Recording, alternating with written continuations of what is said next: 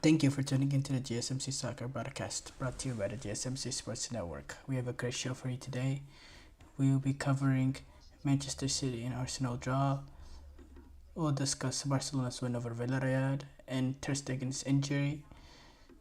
We'll talk about Rodri likely missing the rest of the season with the ACL injury. We'll discuss AC Milan's derby win over Inter, and then make sure you stick around for the end of the show. I'll be giving you my reaction to some of the top headlines going on in the soccer world.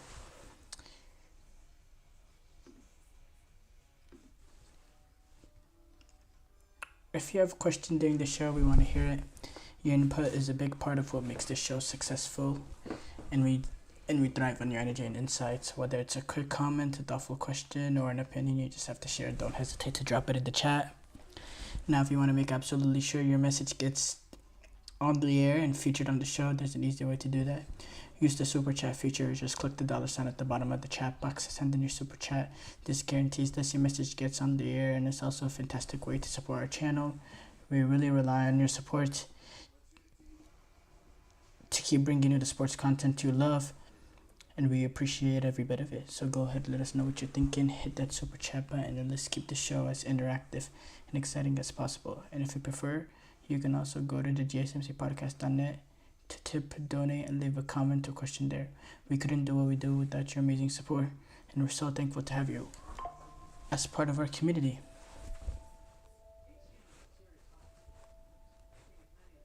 We start off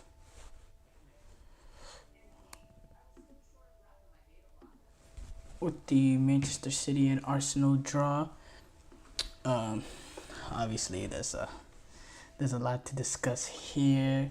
Some controversial decisions. Some red card. Red cards. All that. A lot of tensions. Heavy. Rivalry brewing, a little element of nastiness to the game that we don't really see much in this day and age. There was we have that to discuss. We have last minute goals, wonder goals like we saw from Calafiori. It was just amazing. Everything happened. Everything was going on in this game, and it really had everything going. I believe on YouTube in America it was like the 9th trending thing. And keep in mind, this is on a Sunday where there's NFL, where the Dallas Cowboys are taking on the Ravens, with the Chiefs taking on the Falcons, the Niners playing the Rams. This was one of the top watched events, most trending events on YouTube ahead of all those games. So there was a lot going on. And going back to Arsenal, where to start off? Look, this is a very good game. A lot of things going on. 4-0. We thought, I thought entering this game, this was going to potentially be another one of those snooze vests. Last year, City and Arsenal took on each other. Both games, even the one with the late goal at the Emirates early on that Arsenal were able to win, both games were pretty boring and a little dead to watch and a little hard to watch. This game was anything but. You had high-flying football, high-energy football in that first half specifically. Erling Haaland, we know what he's done so far, 9 goals in 4 games. He makes that 10 in 5 games with that opening goal, the fastest player to get to 10 goals in a season. The goal came in the 9th minute. Brilliant. A lot of people doesn't talk about this. They talk about Haaland scoring the goal, and rightfully so. It was a really, really good goal, and the way he held his run to make sure he wasn't offsides, because the ball being played in wasn't exactly played in, as quick as it should have been. But nobody talks about Savio in that position. He receives the ball, and he just has a quick sort of half Cruyff turn that allows him to get away from a Calafiori that's charging at him, that's trying to make a play on the ball. And then it allowed him to get into space where he was driving into space. And then, yes, you could say he played it just a little bit too late, but Erling Haaland, being able to hold his run, not taking the bait, not going off sides, holding his run, making sure he was level with Gabriel, and then the ball gets played into him, which is straight down the straight splitting the center halves, which I have some people that were critical, that were very critical on the positionings of the center half. I do have to say Gabriel and Saliba were put in a vulnerable position in with that Calafiore. He decided to commit on Savio. Once Savio got past him, Gabriel, he sees that Calafiore is committing there. He's gonna have to, take a few steps to his left hand side to protect the space that Calafiore leaves, committing for that ball. That allows the center halves to get split with Saliba and Gabriel. I do think once Savio continues to drive the ball forward, I do think there's a little bit of time for Gabriel and Saliba, both of them, to tighten up the space in between them, to close off the lane for Erling Haaland to run through. They don't react to that. They're trying to play Haaland off almost, and then the ball gets played in, and then again, really good finish outside of the boot. Very similar finish to Nicholas Jackson he had earlier or a day before. That really good finish he had against West Brom. Similar, outside of the boot. Really quality finish there from a quality player, and there was a lot of talk of him not showing up in big games, so that was a big moment, and you can see from the celebration, that was a big moment for him getting that goal.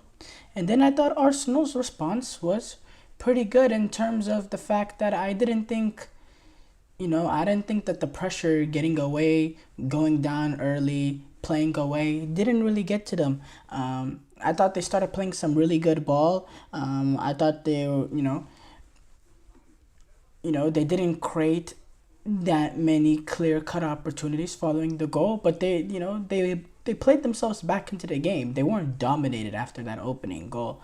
I do have to say, I thought the response for Arsenal in general was good. I thought they were able to have control of the ball in certain areas.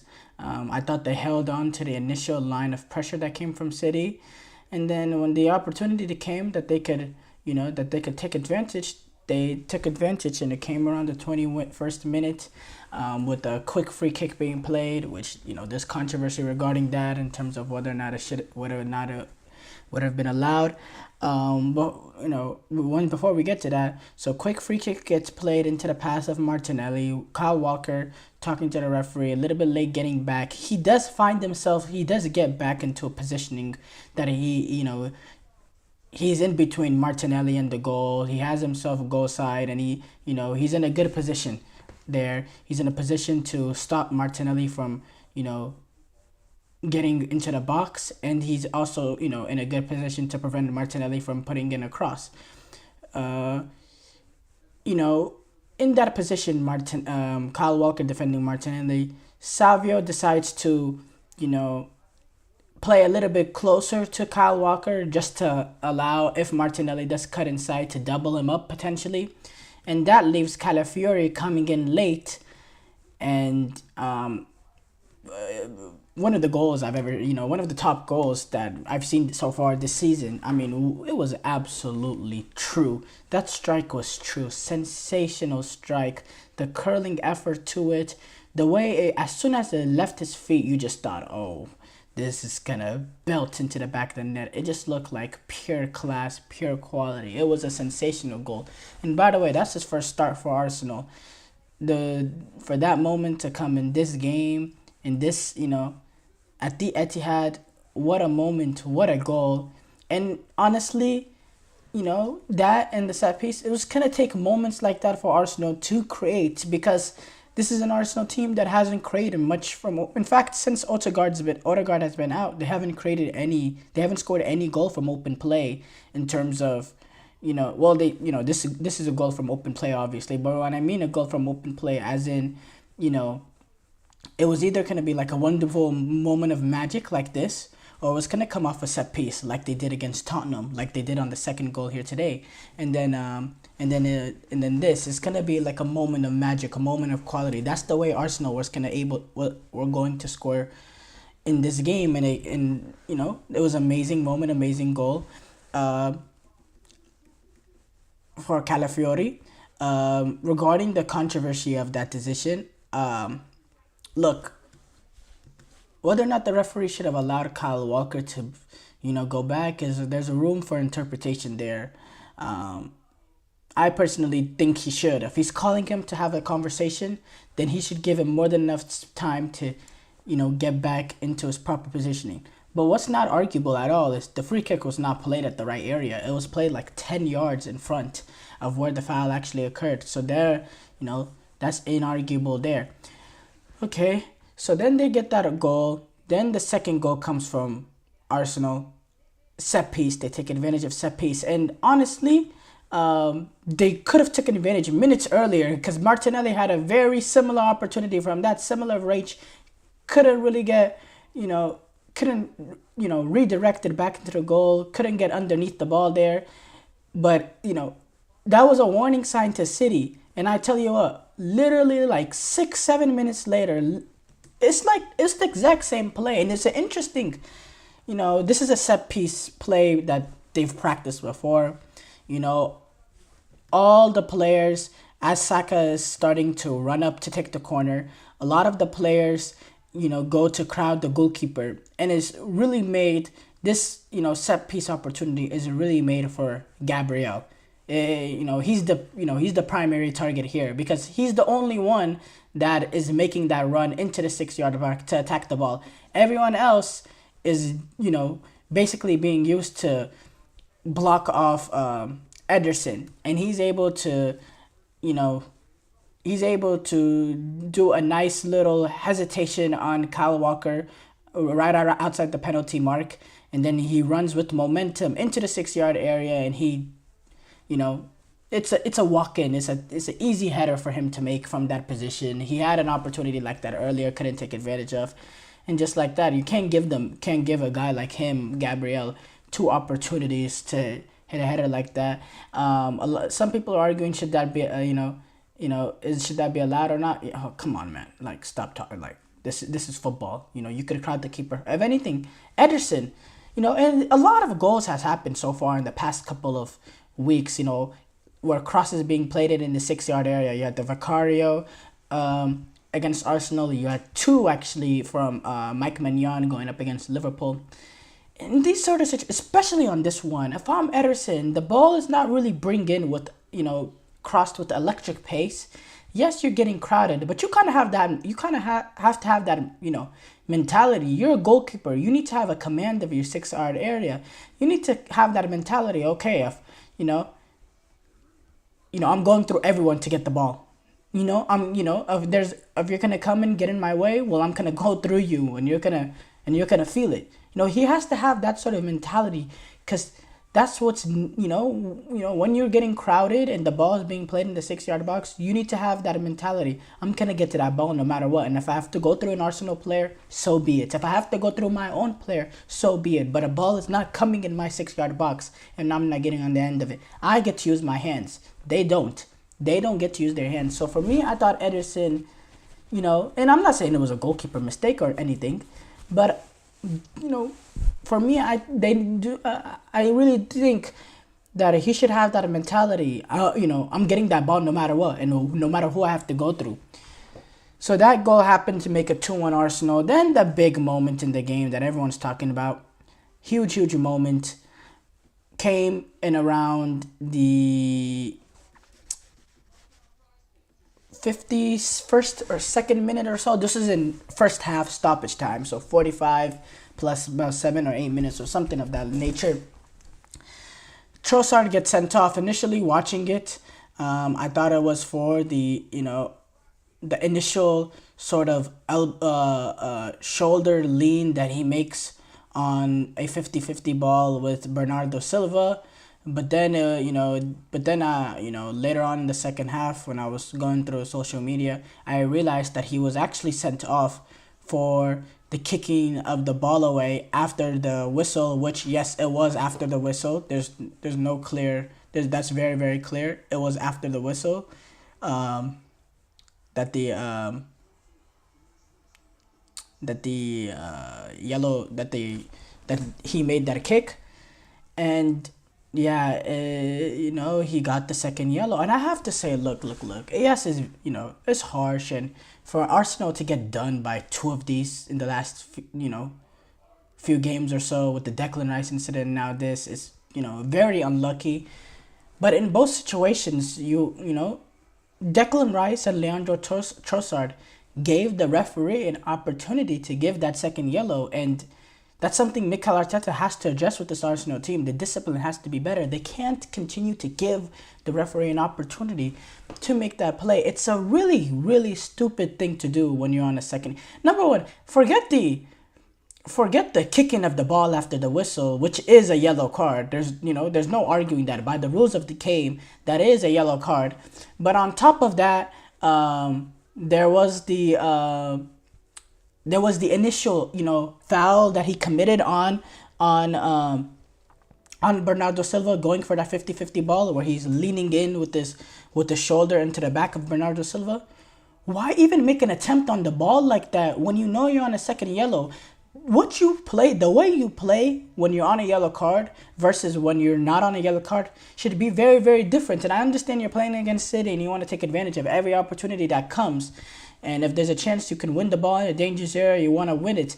But that's just, you have to be better. You have to be more disciplined. You have to change the way you play when you're on a yellow. You have to change the way you play. And you could see from that red card, the desperation on the Arsenal players pleading. You saw Saliba, you saw Saka, you saw Jurriën Timber, the desperation on their face, especially with Timber and Saliba, because they know how difficult it is playing with 10 men. They faced it against Brighton, and they know with the second yellow and a red card, there's no chance for VAR to intervene.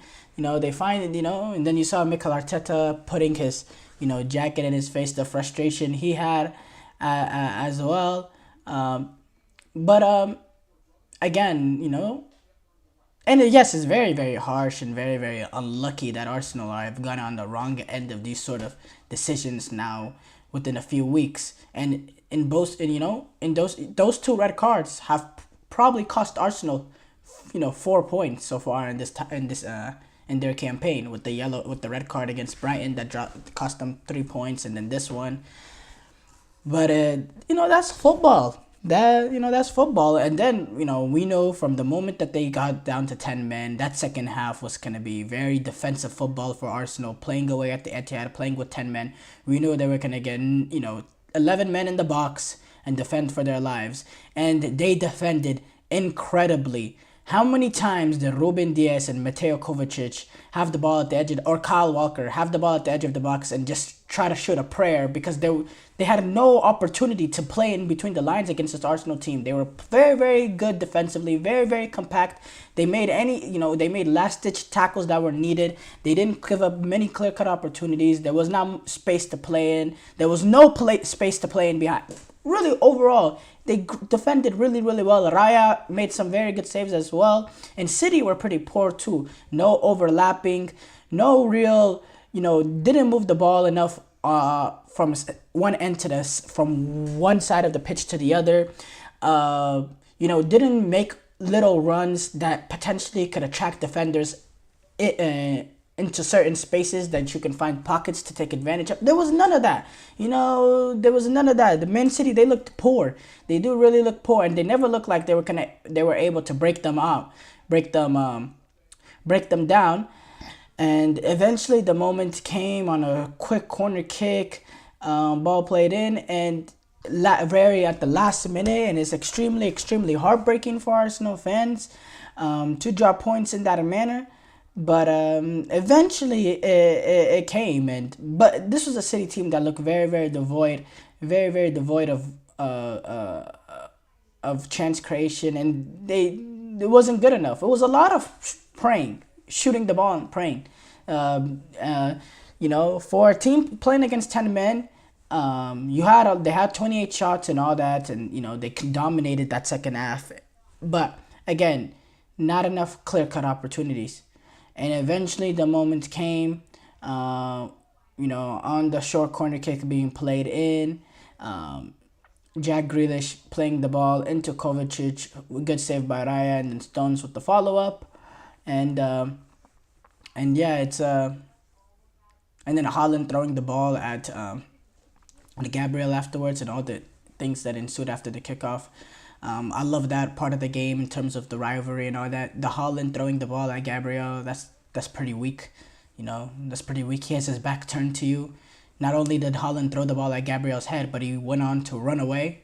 If you're gonna do something like that, at least stay there for the moment. So you could be a man. Don't just commit, and don't just do something like that from with someone back turned and then just run away. For me, that was a little weak. But yeah, obviously, disappointing blow from Arsenal. I think with the fact that they are down to 10 men and they were coming in without Odegaard, their most creative player, probably their only creative player. They would have taken a point at the start, but with the way that they conceded that second goal, obviously it's gonna be really, really heartbreaking. But look, Arsenal may have lost the battle, and I know this is a really crazy thing to say, given the circumstances of what happened.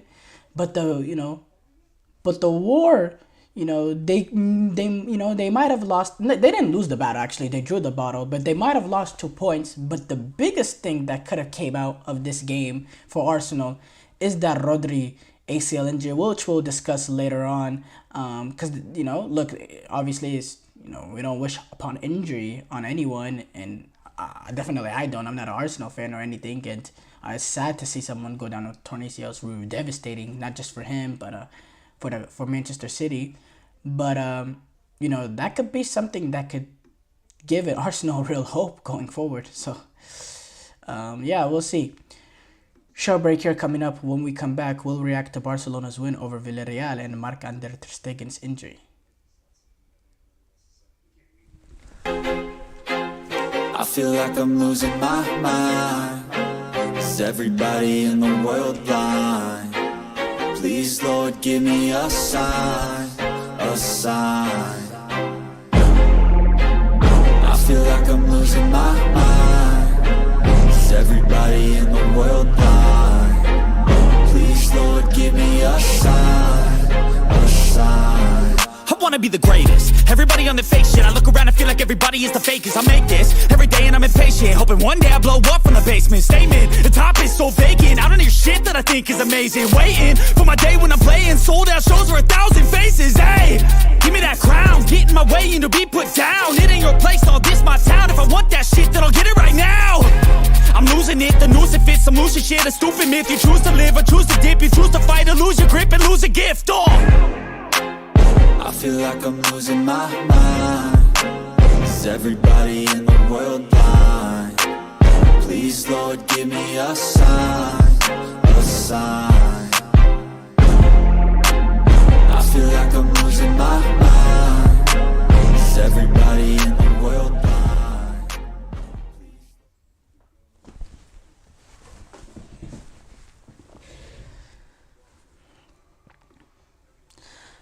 Before the break, we reacted to City and Arsenal's draw. We move on to react to Barcelona's win over Villarreal and Marc-Andre ter Stegen's injury. Let's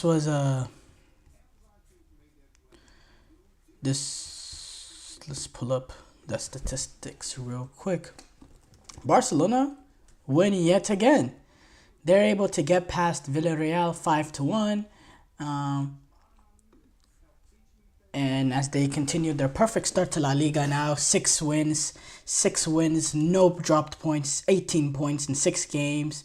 6 wins, no defeat, and doing it in so far in dominant fashion. You look at their goal differential, 17 goal differential, 17 goal differential, six games in, 22 goals scored, which is 9 more than any other team has scored so far in the in La Liga, and then conceding only 5 goals, which has them tied for the second best defense in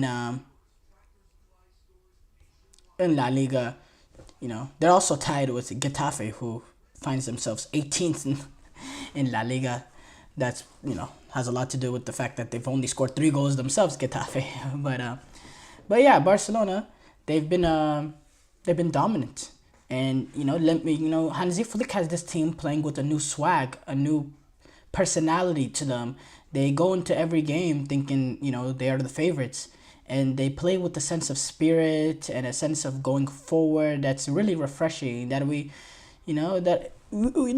thought Barcelona had some good signs under Xavi, don't get me wrong, but we haven't seen this level of dominance from this Barcelona team. There was good signs and some positivity, especially when you regards to the previous managers, the Ronald Koemans, the Kete Setiens. We saw some optimism from the Xavi Barcelona's team. But this is they're taking it to the next level right now, and they're doing good. And they're doing this. They just suffered another bad injury with Ter Stegen, but this is a team that's been injury riddled as well. You'll see the Barcelona team that played today. You look at that starting 11. You got some real top players like Lewandowski and Lamine Yamal, but you have players like Sergi Dominguez, 19-year-old center half that came up from La Masia. You have Inigo Martinez, an Inigo Martinez that is 33, and this is the first time him playing at this sort of level for Barcelona. With this being his second season, you have Gerard Martin, another La Masia, graduate playing left back. You have Pablo Torre, another La Masia graduate replacing Dani Olmo, who's going to be out for a little bit. Eric Garcia playing as a 6, a holding midfielder. He has, he's a center half. He came up, as a center half. He's having to mix and match and rely on youth. Hansi Flick and rely on La Masia, and he's been doing that so far in La Liga absolutely brilliantly. He didn't have a holding midfielder entering this campaign. He lost the guy in Marc Bernal that they thought could be potentially the answer there, and he's having to mix and match and rely on youth, and they're still playing some really, really good football. They're scoring goals at ease. They're doing it against good teams as well. When you see the fact that they've put up 5 past Villarreal, they put 4 against Girona. They've been really, really good, and they've been very, very impressive. As Rafinha, Lewandowski scored twice, who's playing a much better football than he played last season, and Rafinha, who never got on to so far on a consistent nature when he was under Xavi, now playing playing not in an unnatural position, but not his favorite position because it's locked up by Lamine Yamal, but finding himself to be dangerous coming from the left-hand side, being a little bit more to his direct nature, playing with his left foot, being very direct and taking on a shot, going forward or coming centrally as well, and being, danger in there as well.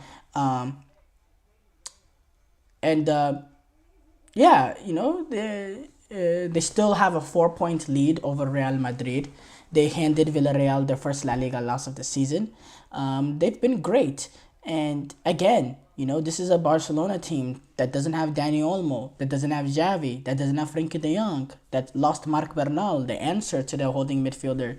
As we thought early on the season, they lost him, Fermin Lopez as well, who, suffered an injury playing with the U21s, Ronald Araujo, Andreas Christensen, and And Villarreal, they were not horrible. They lost 5-1, and they created a few opportunities. They were pretty dangerous on counterattack, and they actually had 3 goals disallowed this game for tight offsides decisions that were, yes, rightly, they were rightly called off with VAR, but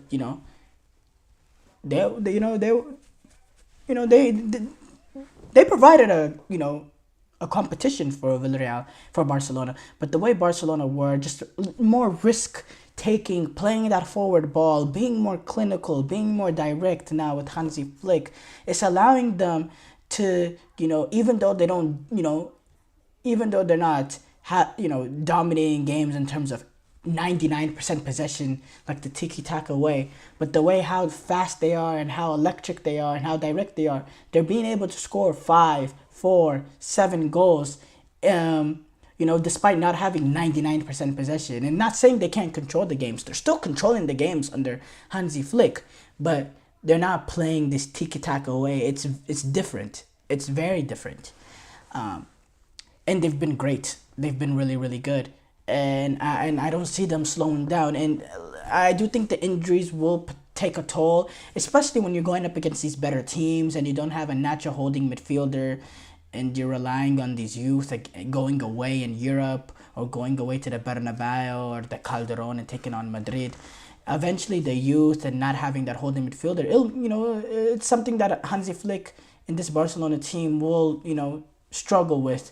But right now they've looked very, very excellent, and it's very good signs. It's very good signs how Hansi Flick has been able to, I don't know what this Barcelona team could do this year with the injuries that they face, combination Ter Stegen potentially being out with for the season. But I'll say you get these players back, and you get these players back. You get another year of Lamine Yamal to develop, who is looking like one of the best players in the world, if not the best player in the world. Next year, they could be a very, very dangerous team. And I'm not writing off this year. There's 18 points in 6 games. They're perfect in La Liga so far. They'll compete for La Liga this season. They have a good chance to win it based on how they're playing right now as well. But I'm saying the future is bright for Barcelona, and Hansi Flick, not saying he was disrespected in his Germany time, but I think people forgot what he did at Bayern. He's reminding us, he's a great tactician. He has a great style of play, an efficient style of play, and he has his team to be very forward going, very attacking, very forward thinking, but he can also has the team defending really, really well, even with the makeshift, youth players being in there and players playing unnatural positions like Eric Garcia. He's making this puzzle work, and I love to see how much longer he can make this work, because I do think eventually, going up against the better teams, I do think that holding midfielder role will, and Frenkie de Jong coming back, he can fill that void. But again, that's not his best position, and that's not what he does best. So I'm looking forward to see that. Show break here coming up. When we come back, we'll react to Rodri likely missing the rest of the season due to ACL surgery. Looking for your daily fix of sports talk without having to pay for it? GSMC Sports Network is available on YouTube. Just search GSMC Sports Network. Get your fix of daily sports talk shows on YouTube, absolutely free.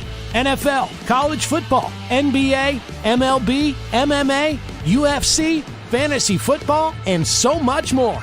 GSMC Sports Network has shows running all day long, with new sports shows starting every 2 hours. Just like on your favorite cable sports channel, except GSMC Sports Network is absolutely free. Just search GSMC Sports Network on YouTube to catch one of your new favorite shows, like the GSMC College Football Podcast, Chip Shot Football Podcast, Hoops and Heels Women's Sports Podcast, GSMC Basketball Podcast, and so many more. Check it out for yourself. GSMC Sports Network, now available on YouTube absolutely free. Search GSMC Sports Network on YouTube right now.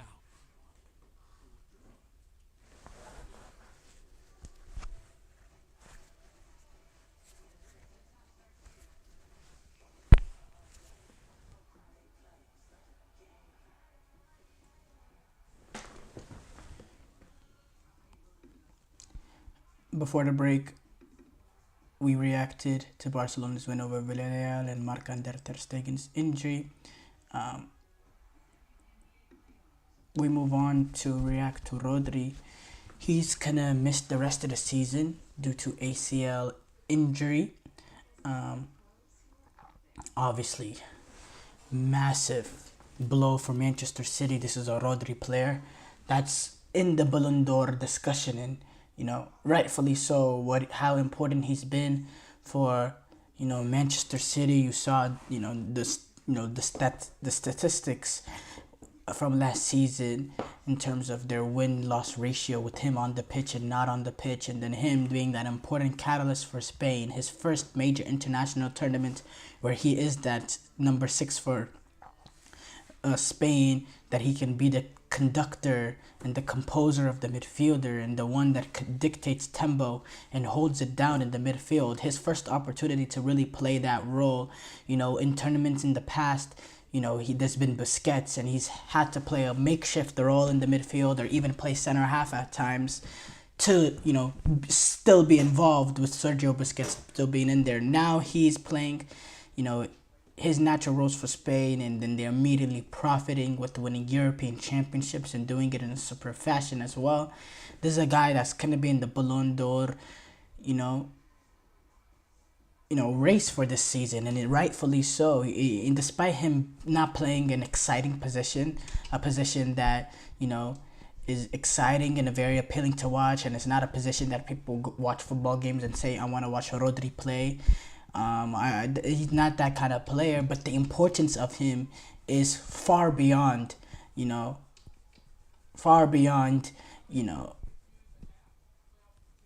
most other players in the world, if not 99% of all the players in the world. He's just that he's just that important. He's just that great, and he makes the City team what they are. I do think last season statistics is it's something. Look, I think City eventually is something they're just gonna have to deal with, and they'll recover. This is there's no excuses when it comes to Manchester City team. This is a team with extreme quality and extreme bench, and if anyone is supposed to recover from losing an important player, is Manchester City. They have the squad to do it. Now the weird thing about Manchester City is, they don't naturally have a player that plays in the Rodri role.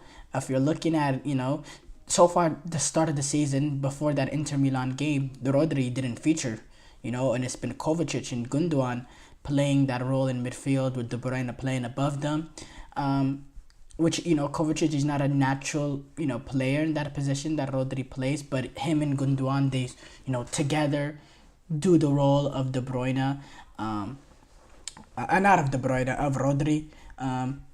So last season, you talk about the record that City had last season without Rodri, but they also didn't have Gundogan. So look, I don't think this is a loss, yes, and this is something that could potentially open it up for Arsenal, as I was hinting at as the previous segment. But again, Manchester City, Pep Guardiola, if there's any team that should overcome this, it should be them. They should overcome this, and it's something I think that they will figure out.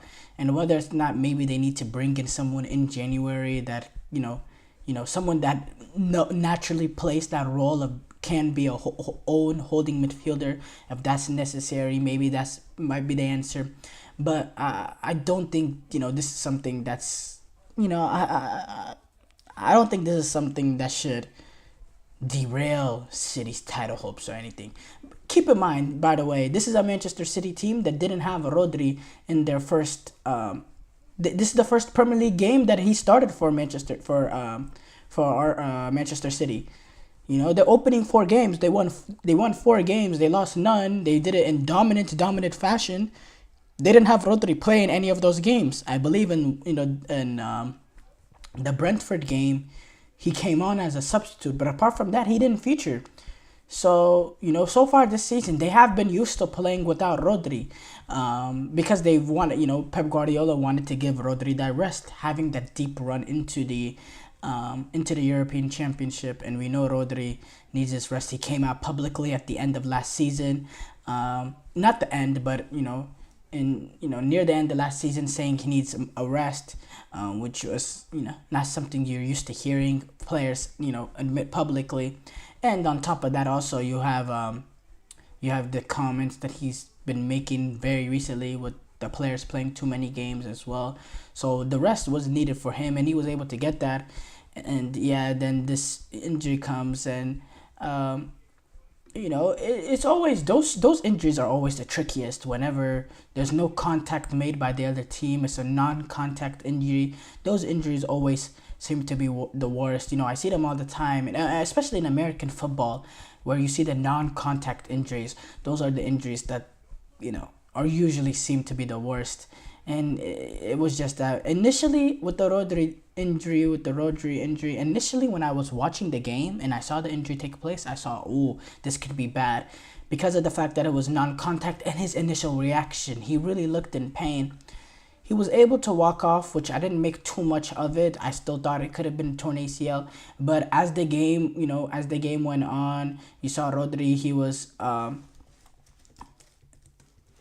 part of the not part of the celebration, but you saw him on the bench as the camera cut to him. And also, after the game, you didn't hear those immediate reports. And yes, that what happened with City, that goal last minute, that's obviously going to take over the internet and take over the media and all that, and the questions being asked to Guardiola and all that.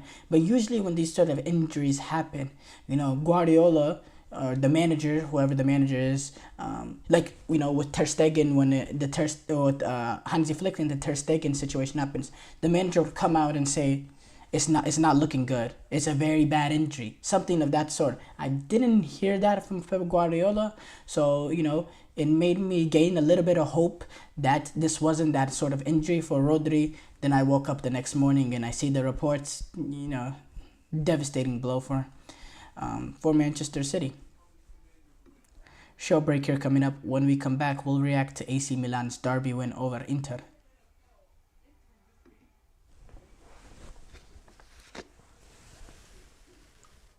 For the best and latest podcasts available anywhere, go to the podcast app on your cell phone and type in GSMC to access free content-rich podcasts on health and wellness, book reviews, sports, entertainment, relationships, social media, movies, technology, finance, and even weird news. Subscribe and download the GSMC Podcast Network's family of shows, available everywhere podcasts are found.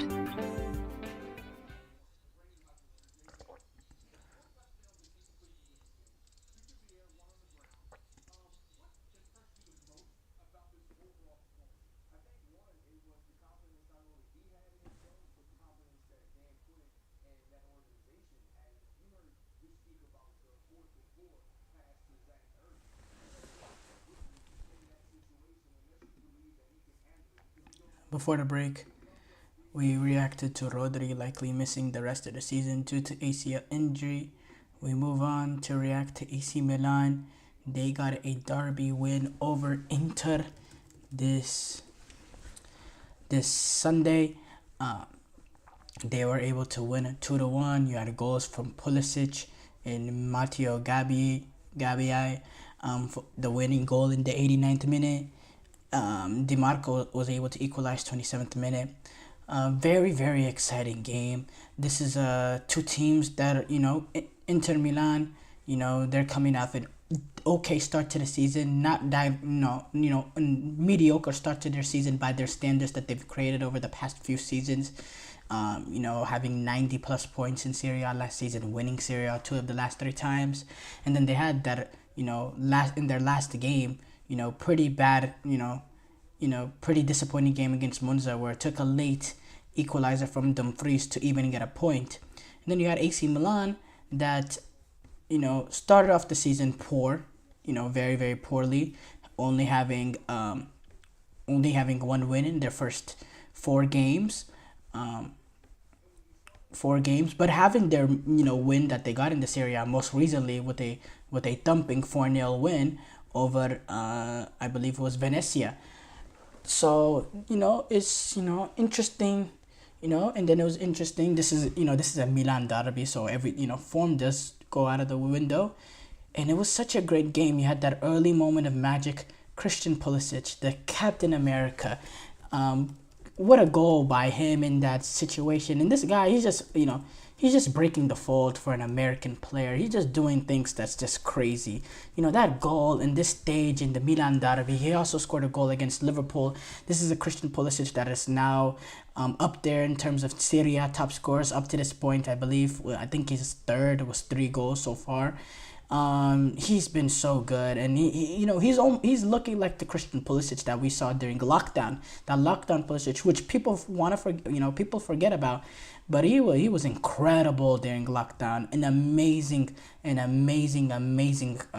player, and very important to Chelsea getting into that top 4 that following year, which was very important because getting them into the top 4 allowed them to make those summer moves that led them to winning the Champions League. So Pulisic, he was what a goal to drive past those players, and then he played a really good first half as well. Just in general, played really, really well. He got that goal.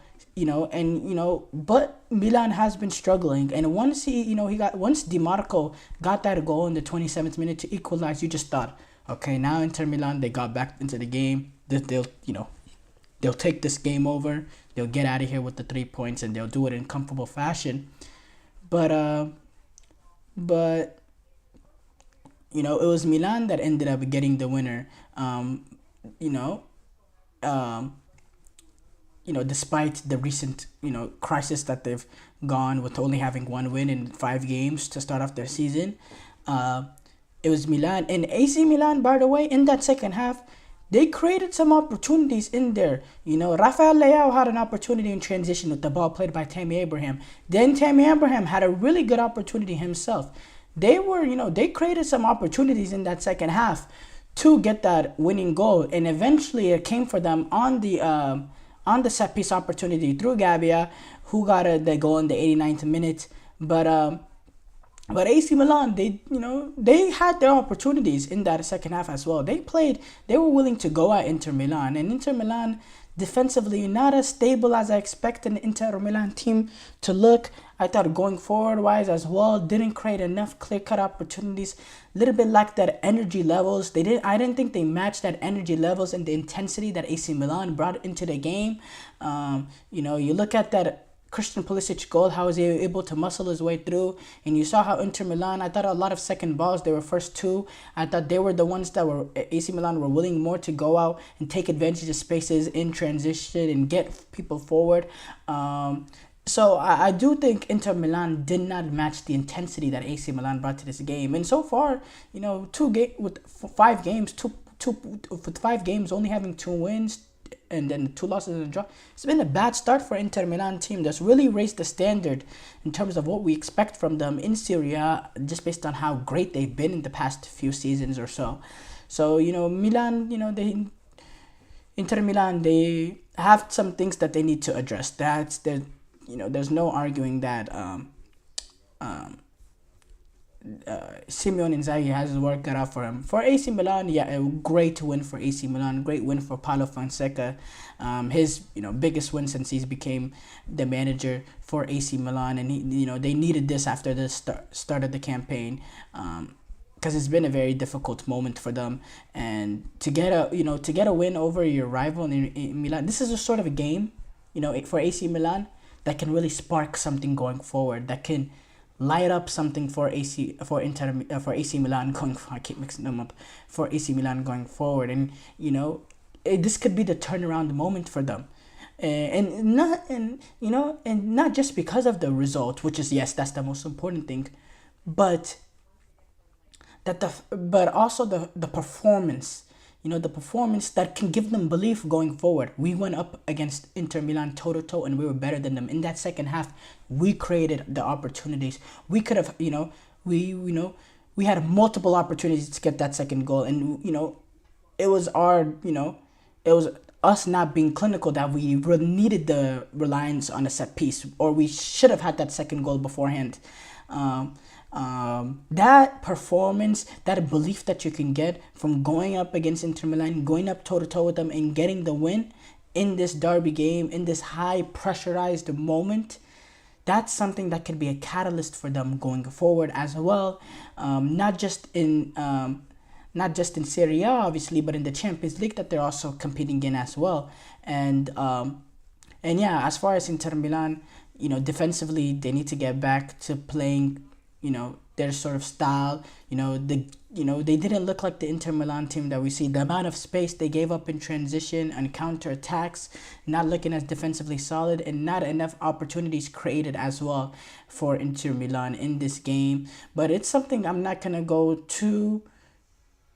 be too critical on Inter Milan, and I'm not going to be too overreacted to this performance. We know what Inter Milan are capable of. We've seen the consistency that they've had the past few seasons. Even when they went into Manchester City at the Etihad, how they were able to get that a point, and they did do that playing some good football as well. For me, don't count out Inter Milan. I'm not counting them out going forward. But again, big result for AC Milan, and very unexpected result when you've seen what what's happened so far to the season. So good win for AC Milan. This could be a catalyst for them going forward to have to get their season going. As far as Inter Milan, get back to the basics, defend really well, don't give up the spaces that you're given in transition, and need to be just a little bit more dynamic, a little bit more electric in the attack as well. They're not creating enough opportunities, which I can't really, I have to say, I can't really point out a reason why or why not. And it's not really my job to figure out. My job is to analyze the performances and bring it to y'all. That's Inzaghi. So yeah, I'll remain, that's going to be interesting to see how they figure it out for them. But surprising, shocking result there. Short break here coming up. When we come back, we'll react to some of the top soccer headlines.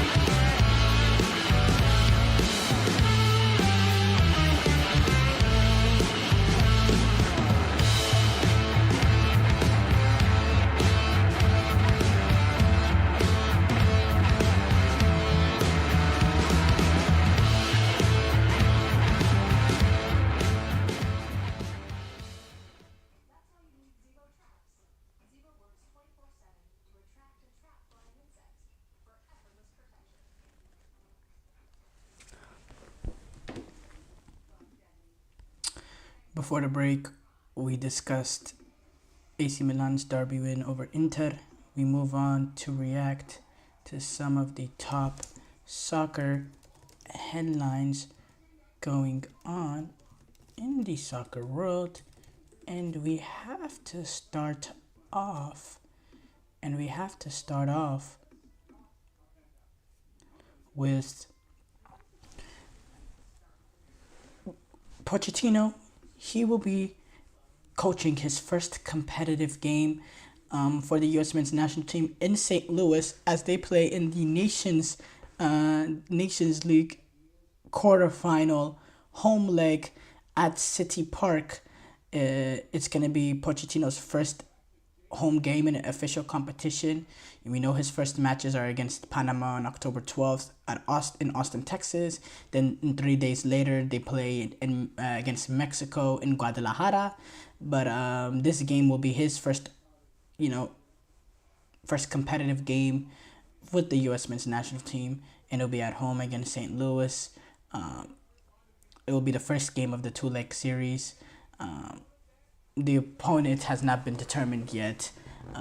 It'll be determined by what happens in the group stages in October. This is the U.S. men's national team, by the way. That's they've won every single edition of the Nations League to this point in 2021, 2023, 2024. So, yeah. Euro 2024, let's go back to that review, says Germany deserved the penalty against Spain. A report on the Euro 2024 issued by the UEFA's referee committee says that Germany should have been awarded the penalty for the handball by Marco Correa in that quarterfinal to Spain. It was UEFA, I don't understand why come out with this months later. I guess they want the temperature to cool down. But look, I don't think we need this to understand. That's a penalty. Cucurella's hand it doesn't have to be stretched to this extent for it to be a handball. Cucurella's stretched hand was, it made his body bigger. It struck his hand. It's not a red card, maybe not even a yellow. It's nothing to that sort, but it's a penalty. It's a handball. That's a ball. That's a play that happens at midfield is getting whistled for a handball. In this situation, in the pressure, in that situation, the referee didn't want to give the decision, and then VAR on top of that did not want to help him. And it's unfortunate for Germany, in which my opinion, in the tournament, that Germany were the second best team in the tournament, and they just got unlucky because they played the best team in the tournament in the quarterfinal. But they're a very, very good team. Germany is, and they just got very, very unlucky. They found themselves in that position to play that game then. But yeah, and now Euro 2024 review finds it, but that doesn't help Germany now. These reviews that happen afterwards, they do it all the time as well in the NBA and the NFL. I don't really understand what's the point. You can't go back and give them anything. Haaland avoided sanction for the ball throw. He will not face any punishment for throwing the ball at Magalhaes in the after the equalizing goal from City against Arsenal. Cameras caught that Haaland threw the ball at the back of Gabriel after that John Stones goal to make it 2-2, and the referee missed it. VAR intervened, but they didn't want to consider it violent conduct, which, yeah, I think giving that violent conduct would have been just a little bit too far. But I do have to say, let's say Erling Haaland, makes that throw at Gabriel, and let's say Gabriel is, decides to, let's say he really, is bothered by it, and he sees a Haaland run away. He figures out it's Haaland, and he goes and chases after him, and he makes a big deal out of it. I think in that situation, once VAR goes back and look at it, because of the confrontation that would happen because of it, I think it could have been a different situation there, because you can't be throwing the ball at heads. I saw Jules Koundé a few years ago. He threw the ball at the head of Jordi Alba, but it came in a little bit different circumstances. I believe he was frustrating with the tackle we made or something, and he threw it, on frustration, full force, point blank. And then obviously the theatrics from Jordi Alba falling on the ground. He got a straight red card. But for me, throwing the ball at the head of anyone, that could be seen as violent conduct. But look, obviously, I don't think it should have been a red card, and probably it should have been a yellow, and cooler head should have prevailed and all that. But from Haaland's perspective, I still think it's very soft and weak and cowardly, as Ian Wright said. He has his back turned. he has his back turned, and then you just, not only the fact that he has his back turned. Okay, if you want to do something on someone who has his back turned, I don't agree with it. I think it's cowardly, but okay. But what's even more weak in my opinion is how, and yes, they just scored a goal and he's gonna celebrate and all that. But if you're gonna do something like that, don't just go run off. Don't just go run off and if you're gonna go in, if you're gonna do something like that, you better stay there and whatever, however he comes back, you handle it like a man. Don't just run away. Don't do something when someone's back is turned and then just go run. I think that made it, the throwing the ball when someone has their back turned in general is lame and weak from the beginning. But the fact that he went on to run immediately afterwards, run away from what he did. He's not running away from what he did, but running away from Gabriel in that situation, for me, it's soft and it's crazy. Not crazy, but weird. Fenerbahce coach Jose Mourinho has been labeled as the crying one by the Galatasaray fans after they lost 3-1 in the Istanbul derby. After Fenerbahce lost 3-1, and this was Fenerbahce's first Super League defeat of the season, and now they're already behind Galatasaray by 5 points. Mourinho, we know him. He described himself as the special one a lot, way back then during his, before his first spell at Chelsea, and then Galatasaray, they posted on their official Twitter account a photoshopped image of a book titled "The Crying One," and you see that from fans, and you see that from them. That's football, and yeah, that was something else that happened. But thank you guys for tuning into the GSMC Soccer Podcast presented by the GSMC Sports Network. Your support means a lot to us, so please remember to subscribe to the show and leave a positive review. It really does make a difference. We also invite you to follow us on Facebook, Twitter, TikTok, and Instagram for more content and updates. So thank you once again, and have a wonderful, wonderful day.